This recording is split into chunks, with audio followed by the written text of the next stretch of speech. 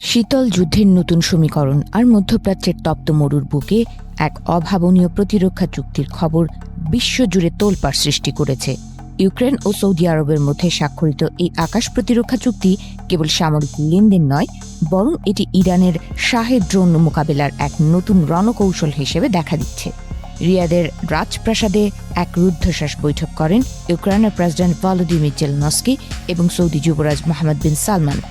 দীর্ঘ আলোচনার পর দুই দেশ এক সমঝোতায় পৌঁছেছে। গত 4 বছর ধরে রাশিয়ার ছোড়া ইরানি ড্রোন আকাশেই গুড়িয়ে দেওয়ার যে অনন্য অভিজ্ঞতা অর্জন করেছে ইউক্রেন, সেই যুদ্ধ দক্ষতাই এখন সৌদির হাতে তুলে দিতে চলেছেন জেলেনস্কি। বিনিময় কিয়েভ পেতে পারে মরুর দেশগুলোর কাছে থাকা দামি ও শক্তিশালী ক্ষেপণাস্ত্র প্রতিরক্ষা ব্যবস্থা। চুক্তি অনুযায়ী ইউক্রেন কেবল ড্রোন ধ্বংস করার প্রযুক্তিই দেবে না, বরং কৃত্রিম বুদ্ধিমত্তা এবং ডেটা অ্যানালাইসিসের মাধ্যমে এক নিশ্ছিদ্র প্রতিরক্ষা বলয় তৈরিতে সৌদি আরবকে সরাসরি সহায়তা করবে।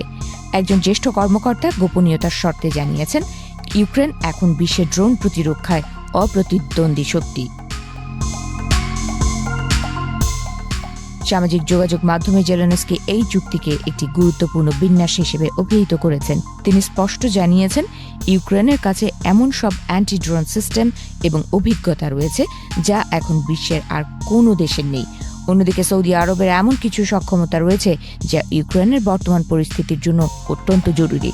ইতিমধ্যে একদল ইউক্রেনীয় ড্রোন বিশেষজ্ঞদের সৌদি আরবে মোতায়েন করা হয়েছে।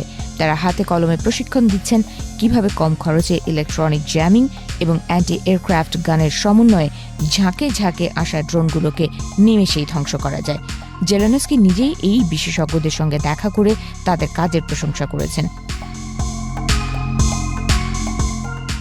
বিশ্ব রাজনীতির মঞ্চে এই চুক্তিকে দেখা হচ্ছে এক বিরল কৌশলগত হাতবদল হিসেবে, যেখানে এক পক্ষ দিচ্ছে বছরের পর বছর ধরে চলা যুদ্ধের তাজা অভিজ্ঞতা, আর অন্য পক্ষ দিচ্ছে তাদের বিশাল অর্থ ও প্রযুক্তির ভাণ্ডার।